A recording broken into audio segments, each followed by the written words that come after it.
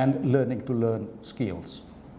21st century skills they've been talking about. The NEP has talked about extensively on 21st century skills, which are basically communication skills, independent learning skills, thinking skills, critical problem solving, creativity, responsibility and ethical skills, leadership skills, digital skills, knowledge management skills, and as I said, self-directed learning, metacognitive skills, self-regulated learning skills, including happiness skills. So therefore, we need to find out the relationship between the curriculum mapping, concept mapping, 1, 2, the graduate attributes and learning outcomes derived from that, 3, the learning activities that we need to engage, design and therefore engage students with, including internship, which will carry forward or achieve the learning outcomes, and we have to develop authentic task and authentic assessment strategies or rubric which will assess those learning outcomes.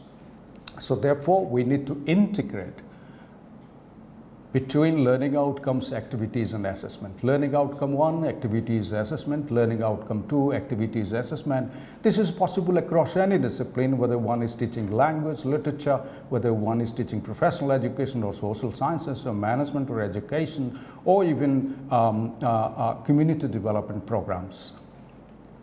So we need to take here is an example matrix in front of you. We can take up help of any other matrix that you know, which doesn't matter, but what is important is that there must be a mapping of the courses and the modules and the units, their learning outcomes, the credit hours, activities and assignments which are associated with that course or the module, learning support that will be provided, the learning resources, print, audio, video and face-to-face interaction, and the assessment rubric. Once we are clear about this matrix, it will be very easy for us to bring in multidisciplinary and interdisciplinary and skilling and employability into this with multiple entry and exit options available. The resources that we could consider, there are many resources available in this country. There are also MOOCs available elsewhere that one can take up also MOOCs to study, but those should be recognized by the statutory bodies of one's own institution. For instance, the MOOC courses resources that are available is the best and the largest is the SWOYM platform with a 4-quadrant approach, as you must be familiar with. And the Class Central, which is a nodal agency, international agency, lists that almost 10 million students have been registered in SWOYM, though the highest has been Coursera with 45 million in 2021, and more than 154 universities have accepted credit transfer for courses offered through SWOYM. And now it must have increased in 2022 because this is 2021 data. NPTEL, National Program for Technology-Enabled Learning, which is a consortium of 7 Indian Institute of Technology, which in fact NPTEL is a part of the SWOYM program, that the video-based programs, courses are being offered through SWOYM platform. And the instructional videos in engineering and related subject areas are available, and many have been using this. And so you can also use these vis-a-vis your students for ourselves to study as teachers and for students also to recommend. It will be nice that if these courses or these modules are integrated into your course structure and curriculum structure. The UGC has already allowed up to 40% credit hours, which one can take from SWOYM and other courses, and get credit transfer to one's own certificate, diploma or degree, especially degree programs. And 60% one can provide through classroom teaching or online or distance learning, which will be leading to a degree. And AICTE has developed more than 3,000 virtual internships, which are free of cost, which one can also tap into. There is a MOOC kit, which is created by IIT Kanpur in 2012.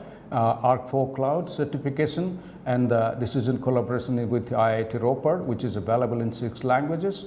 There's an IIT BEx created by IIT Mumbai or Bombay in 2014 by integrating Drupal 8 and OpenEdX. And this has got 4 kinds of MOOCs available, which you can use: EduMOOCs, Skill MOOCs, Tech MOOCs, and Live MOOCs. IIT Bangalore has created in 2014 which is called IIMBX. It offers MOOCs courses in various areas of management sciences. AG MOOCs, which is an agriculture MOOCs, which was created in 2015 by IIT Kanpur, Commonwealth of Learning, IIM Kolkata, and the University of Agricultural Sciences, Raichur. And the MOOCs platform is offering agricultural education to students, and with joint certification by IIT Kanpur and the Commonwealth of Learning. The Odisha State Open University created vis-a-vis SEMCA, with the help of SEMCA, a MOOC on training of academic counselors, which can be very useful for teachers to go through those books, that MOOC, even if one is teaching face-to-face. There is also VES Skills MOOC for banking and finance, with almost 2.5 million registered users. There is e-Vidya Bharati portal, which is providing online resources especially for cross-border education delivery or internationalization education. InflibNet and EPG Pathshala for UGC, there have been plenty of resources which are curriculum-based and which are relating to subject or discipline-based, which can also be tapped. But recently, the UGC Ministry of Information Technology, Electronic Information Technology, developed a Common Service Center program, which was inaugurated in July 29, just a few days back. And these are online resources for rural areas. Almost 23,000 PG courses and 137 SWAYAM courses and other courses which are non-engineering courses are listed over there. Almost 5 lakh common service centers in 2.5 lakh village panchayats and others have been established. The student can register, pay a little fee. It was told some 20 rupees or so. The student can register per day to use that and earn credits vis-a-vis completion of these courses and transfer these course credit completion to their academic bank of credits, which will be counted towards certification, towards a certificate, diploma, or degree, and therefore credit transfer is very much possible. So friends, I would submit one thing to you, that skill development and employability has been a major priority across disciplines vis-a-vis the NEP 2020 to enhance the ability of the graduates for self-employment or even employment in the public and private sector, including NGOs and international organizations. I would submit to you the consideration of micro-credential courses, which are small bits of skill-based courses which students can take up to compensate or to enhance their employability skills. These are small courses focusing on skill sets mapped into qualifications framework, and the qualifications framework are mapped alongside the National Higher Education Qualifications Framework, which is compatible with National Skills Qualifications Framework. The focus is on training for world of work and developing additional professional skills which will be useful for the graduates.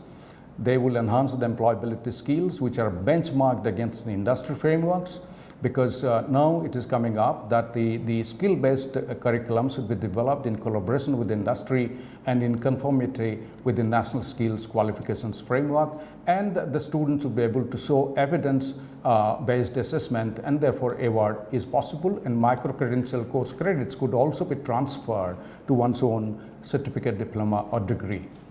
So far pedagogy is concerned, I have listed quite a few which you could consider and integrate depending on your discipline and the subject area and the level of the students and the context that they are, because context and language and culture are very important to one's own teaching and learning. And therefore, Bharatiya Gyan Parampara and Indian indigenous knowledge based on our culture and tradition and our indigenous knowledge should be brought into insofar as curriculum and course contents are concerned, and insofar as pedagogic strategies are also concerned, which could be context and culture specific, preferably in mother language or one's own regional language at least. They could also be in English or any other language. Project-based learning, I'm emphasizing this project-based learning because these facilitate in developing skills for very minute project tasks and their implementation, and that students in the process learn certain skills which they would minutely do based on, say, research evidences. These are policy research, this could be any kind of projects that they will be doing. Case-based learning, besides project-based learning, I must also note that we should consider problem-based learning. So the problem-based learning and project-based learning should be brought to the forefront, which we are considering much less, except that in like a master's dissertation or a project or internship project, but this should form an integral part of teaching learning process all through the year or the semester. Case-based learning, working in a case or a problem with guided inquiry, with mentoring support provided by the teacher, and collaborative learning and teamwork and experience sharing, which the students can undertake. They would learn higher order skills based on these. E-portfolio, portfolio as well as e-portfolio. This is a very important, most probably for me, the best strategy that we can bring in, that the students can create their own portfolio, which they would showcase as an evidence of the application of their relevant skills that they have learned. They reflect on their experience and situations, integrate into academic learning with lived experiences, which today is detached, that our academic teaching is diverse from the actual context of living a society or community. They must be integrated, and they could do a digital compilation of work experiences or achievements. To continue pedagogies, we should also consider competency-based learning, which is possible in any discipline. This is simply mastering a set of skills in one course before moving to the next. That is the application of knowledge in practical situations, and those competencies could be based on the learning outcomes. Conversational learning or learning through dialogue, which is very much possible online. I have brought in, say for instance, an online model or any proprietary LMS platform discussion forum interaction where collaboration, reflection, experimentation, active engagement by sharing application in local context is very much possible, because the students will bring in their experiences from their local context, which other students will get enriched.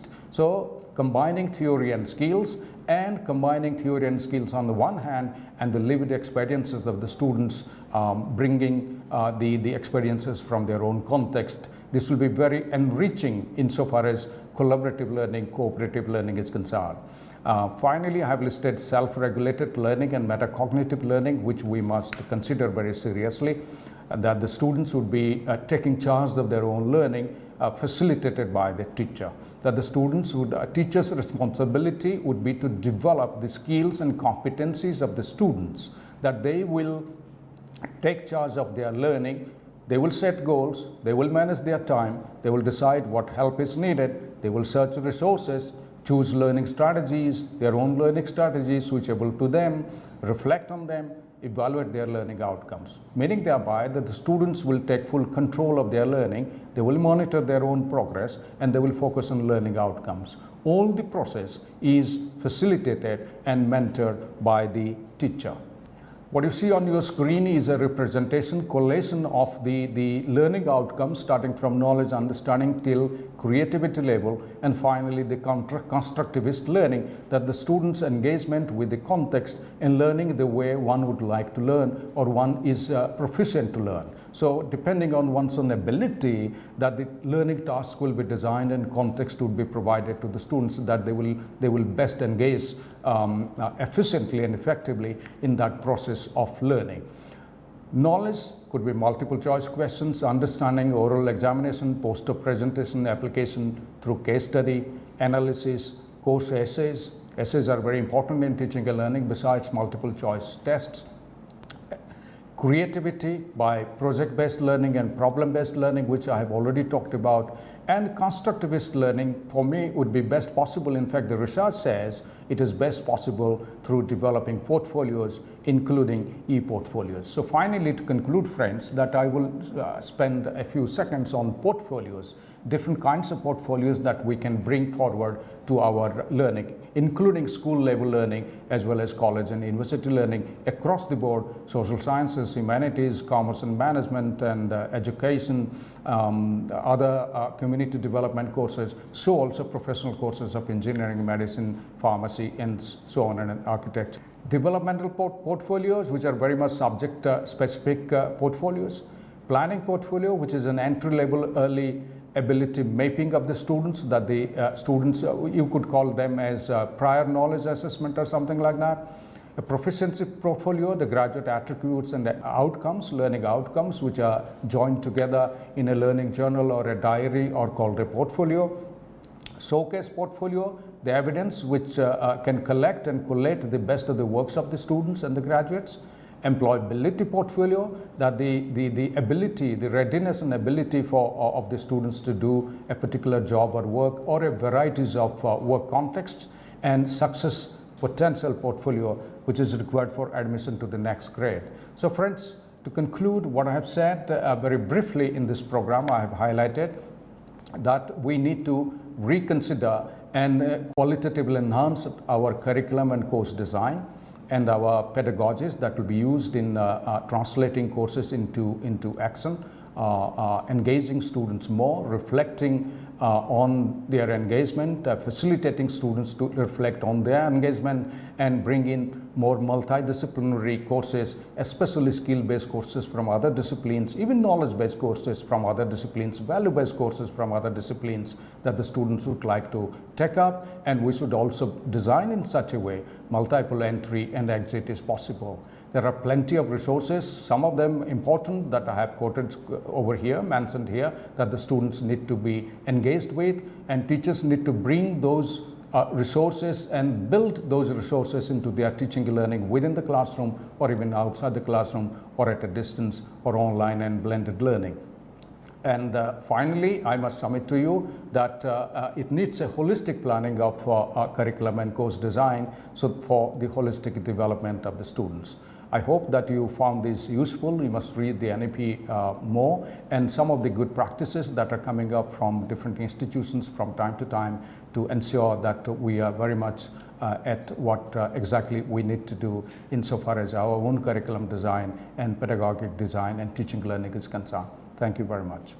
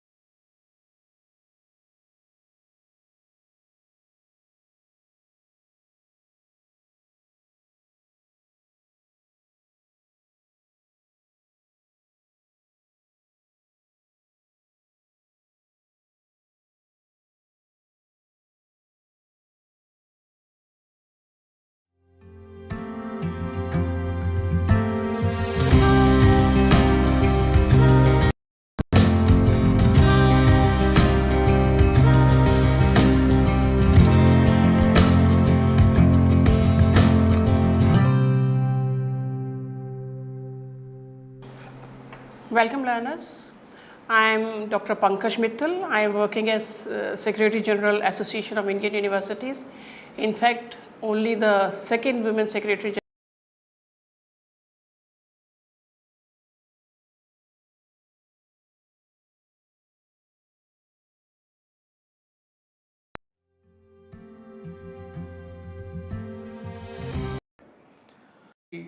hunting and to Inter-University Accelerator Center. So when I talk about the evolution of Indian higher education, if you go back to the 5th or 6th century to 5th century AD, there was Takshila, and this Takshila was established in Gandhar, which is now in Pakistan. The Vedas and also the 18 arts, which included skills such as archery, hunting and elephant lore, they were taught in these school of learnings, law schools, medical school and school of military science. The Ayurvedic healer Charak, he studied at Takshila. Arthashastra by Chanakya, Kautilya was also composed at Takshila. It is not me, but you can see it from Wikipedia. The University of Nalanda, which was during the 5th century to 12th century in India, it has the greatest achievement of ancient period in the field of education.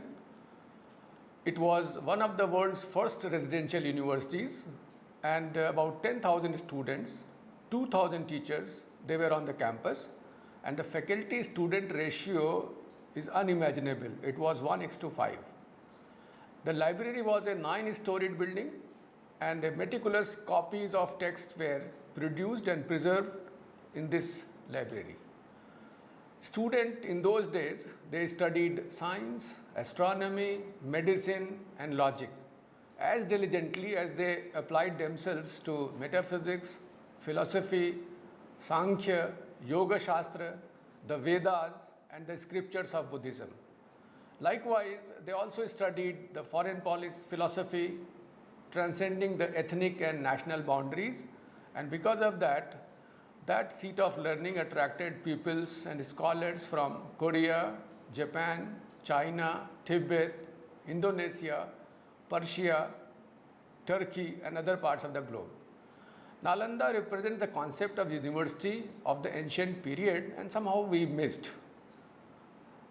Very recently, when we started setting up the modern universities, after a large gap of 600 years, when this Nalanda University was destroyed, or you can say after the University of Bologna in Italy in 1088, after 769 years, we started setting up the seat of learnings, the modern universities, Bombay, Calcutta, Madras, and they were all founded in 1857. And then the 4th modern university, University of Allahabad, it was set up in 1887. And I am proud alumnus of this university, which was known as Oxford of the East. These universities, they began as a purely examining bodies, and the territorial jurisdiction extended to large number of territory. And later on, Indian Universities Commission was appointed in 1902, and the Indian Universities Act was passed in 1904. For example, University of Allahabad, it was under central governance, then it became state university, and again it has been reincorporated at Central University. When we talk about a good university, so good university means teaching takes place, we teach in a good university, but a great university transforms the entire society, the psyche of a student. Because of that, the good university only produces graduates, whereas the great university produces leaders of all walks of life.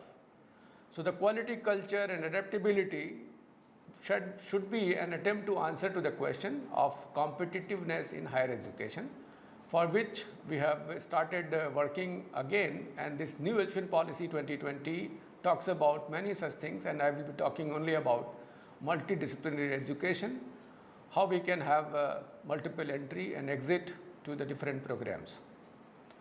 Before that, why this multidisciplinarity is important, I will let you know that this is called a dawn of knowledge era, in which the science and technology has developed in such a manner that we can see the unparalleled economic growth, because of which there is a globalization, there is a competition, innovation, and also simultaneously you can see uncontrolled exploitation of Earth's resources. This 21st century is the century of knowledge, and the process of transition is not stopped, it's still going on. So whatever we did in 20th century, it was because we had a unprecedented gain in advancing human development, industrial growth, and eradication of poverty in certain regions of the world, and we can attribute all these developments, all these progresses because of technological breakthrough. But I will let you know why this role of science and technology need to be recalibrated at this juncture when we are ushering to the new era. The reason being, the foremost reason is that the progress in science has been, for the most part, insular, monolithic, and unitary. Why it is unitary? Why it is monolithic? Because it has progressed in a exponential rate, and that rate is about 7% per annum. Every 10 to 15 years it doubles, and every half a century you can see a factor of 10 by which it develops. In last 300 years, you can see that it has developed a million times more.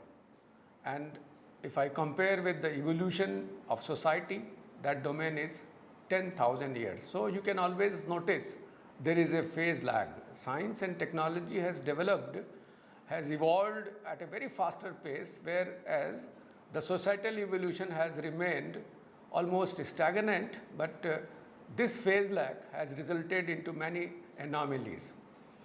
So when we say that scientific revolution has outpaced the social revolution, not only for a few years but over a century now, because of that you can see many issues which are now bothering you. Maybe it is environment, energy, health, natural hazards, the species are getting extinct, the unsustainability which is in your consumption, and also because of all these things you can see that inequalities are growing. The gap between haves, have-nots, those who know, those who don't know, that gap is growing, and there is a divide which did not come into sharper focus soon enough. And because of that, the paradox of our time is that despite the fact that we have spectacularly advanced in science and technology, the economic progress is unprecedented, we have improved in the quality of life, the inequalities which have grown up, because of which the knowledge divide is there, and because of that you can see many of the part of the world is troubled. On the other side, without minding the scarce resources, we have started consuming at a faster rate, because of which the resources are depleting, and the planet, the Earth planet, is at stress. And in very recently, this IPCC that was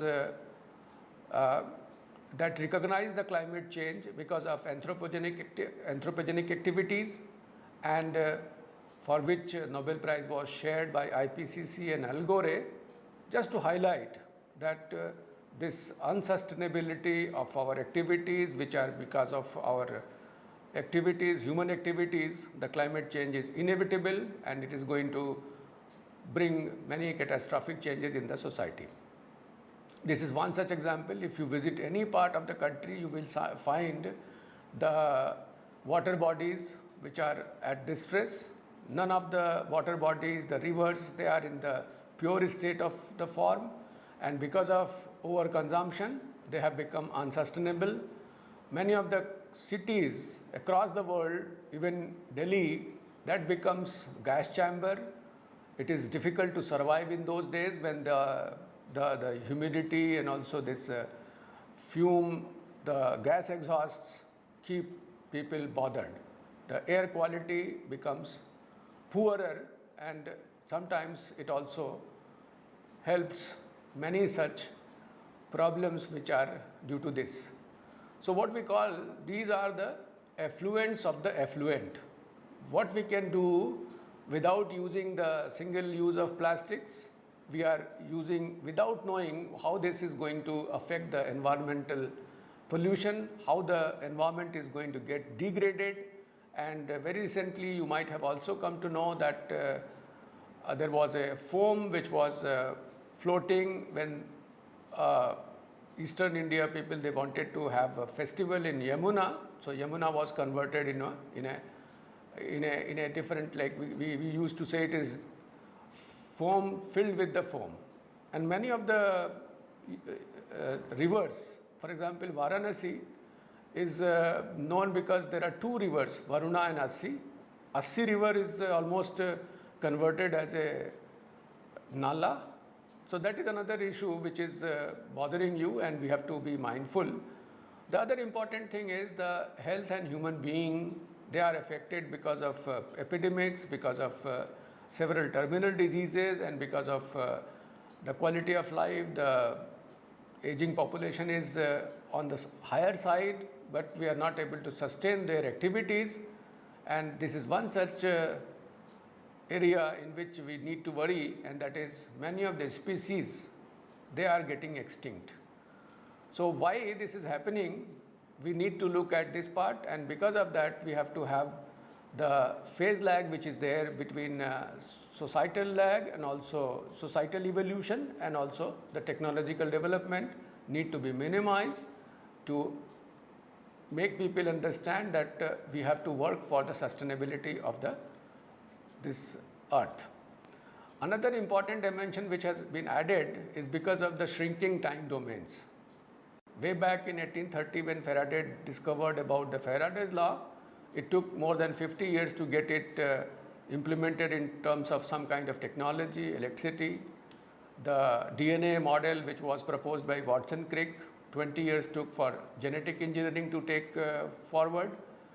Very recently, when carbon nanotube by Ijima came in 1991, within 10 years it got implemented in logic circuits.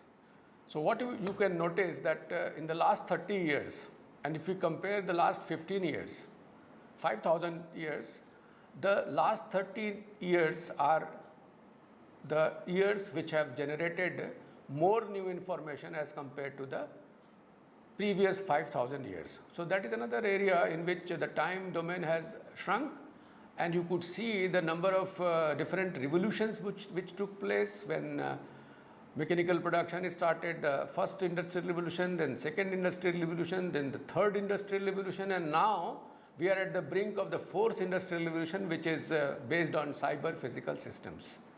So at the end of 18th century, this industrial revolution 1.0 came.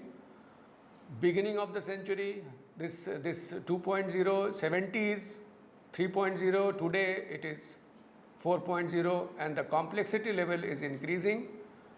The other important thing is that when we started working with the basic telephone, it took 75 years to reach to 100 million customers, but the games which are coming, the online activities which are going, in 1 month we can reach to 100 million customers. So that is another shrinking the domain, and for this, the changes which are there due to the fourth industrial revolution, we need to have different kind of employability skills.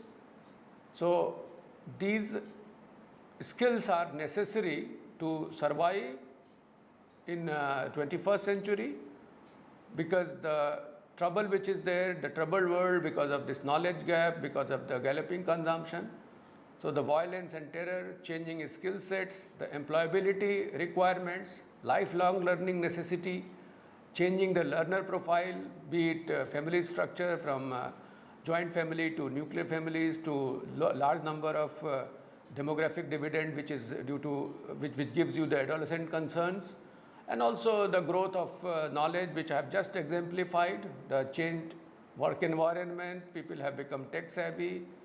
We have to look at different ways by which we can access information, and also assessment can be done, and that necessitates the changes in our curriculum or pedagogy. We are also requiring different kind of thinking skills. It was not only rote learning which was predominantly utilized by the learners. We have to experiment, we have to compare, we have to invent, we have to go for critiquing, we have to go for interrogating, we have to go for judging. So these are some of the higher order thinking skills which need to be worked out, and you could see the earlier pedagogy heavily relied on the lower level of competencies, that was remembering, understanding, applying. So they were the lowest level of competencies. But in coming days, when we talk about the new higher thinking skills, we need to know about how we can analyze, how we can evaluate, how we can create. Creativity should be there, and because of that, we need to change in the assessment forms. And for that, the focus in the new age science is not only addressing human needs and concerns, but also there are many opportunities which are described in form of UN Millennium Development Goals, for example, hunger, health, education, environment, that are linked with the global change research programs, that is climate change, energy issues. So the education system should be geared up to take the challenges so that this Millennium Development Goals can be attained. If you talk about human rights is composed of 5 such rights: civil rights, political rights, economic rights, social rights, cultural rights. The upper half, civil rights and political rights, are guaranteed to some extent, but the 3 other rights, which are the lower side which in this viewgram, economic rights, social rights and cultural rights, they are neglected half of the human rights. And to work with the human rights fully, we need to recognize these rights, and for that we have to deal with the sphere of human beings working, their producing, their servicing, how we are going to improve their standard of living, the quality of life, not for one person but all the persons, and also how we can deal with the cultural rights in terms of cultural sphere of life, including ethnic culture, subcultures, arts and science. So these neglected half of human rights, they are again depicted in unfinished MDGs, the Millennium Development Goals, which can be classified as social, economic and environmental. You can have this no poverty, these are the 17 millennium goals, zero hunger, good health and well-being, quality education, gender equality, clean water and sanitation.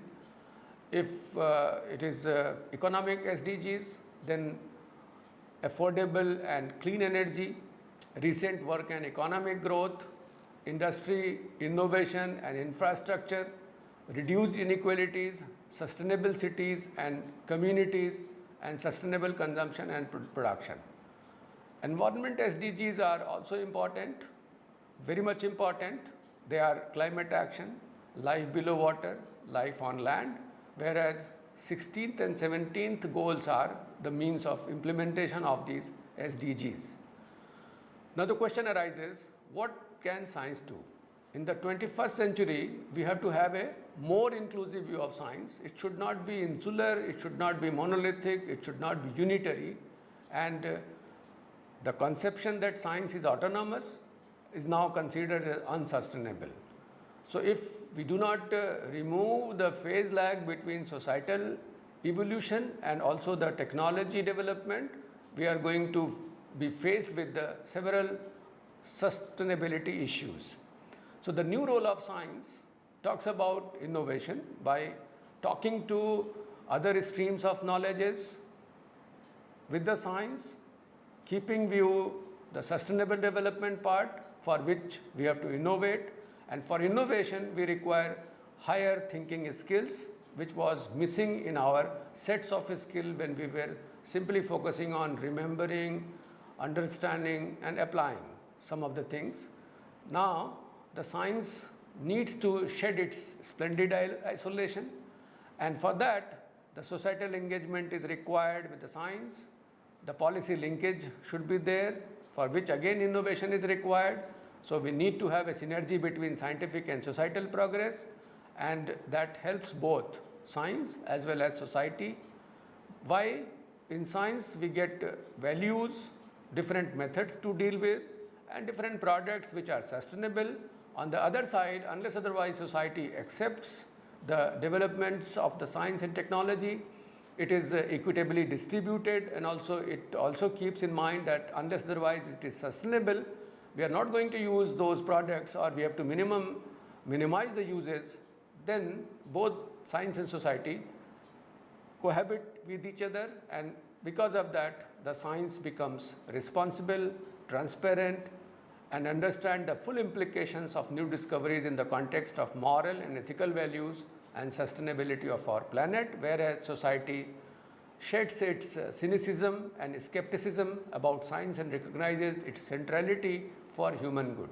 So that means the compartmentalization of our education system, in which those who used to study only science, or even in the sciences, the branches were divided into biological science, life sciences, or mathematical science, or physical sciences, they were not talking to each other. And the problem, or the real problem, the solution of these real problems lie at the interface of many disciplines. It is not limited to only one discipline, for which we need to train a particular segment of the society or the student by simply giving some knowledge about the know-how, or giving the technical know-how to understand the technique and apply the technique for just for the sake of applying the technique. Instead, we should have good appreciation that where several such techniques will be required, by which we can actually solve the real problem and find out the problems which are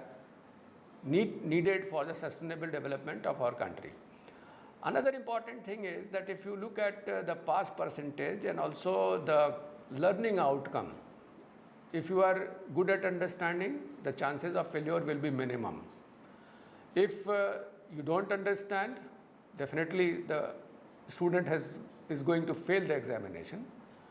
On the other side, this quadrant also gives you a kind of feeling that if you know better, if you have a good understanding, you will pass the examination. So on top, both the things are same. Like if you understand better, the chances of failure will be minimum, and chances of passing will also be reasonably good. But why I am concerned about the fourth quadrant, and that is I am being modest, that poor understanding is there, but the people are passing the examination, and that number is not less number. That is also a sizable number of people who, without understanding, they write the examination and they get the pass certificate. So that is a matter of concern for all of us, and unless otherwise we ensure that the student has understood or the learning outcomes are achieved, this will be a simple example of getting some kind of certificate without knowing much. To handle those issues which I have just summarized, the new education policy has come forward with a new vision, and that vision is nothing other than the Takshila, the Nalanda vision. When we had all these things, that this policy is talking about holistic education, the futuristic education, the flexibility in our system that gives you value-based quality higher education, promoting access, equity, affordability, accountability, and also on top of that quality. Everything is required for developing good, thoughtful, well-rounded and creative individuals by enabling them to develop their character, ethical and constitutional values, intellectual curiosity, scientific temper, creativity, and spirit of service. So, if these are the attributes which are there, then only we can think that our education system has resulted into a student who is a good human being and can be considered as global citizen, So the concept of Vasudhaiva Kutumbakam is only possible if we have well-rounded individuals who are trained for their values, for their all-round development, with having all kind of intellectual curiosity, and that is what is needed out of this system.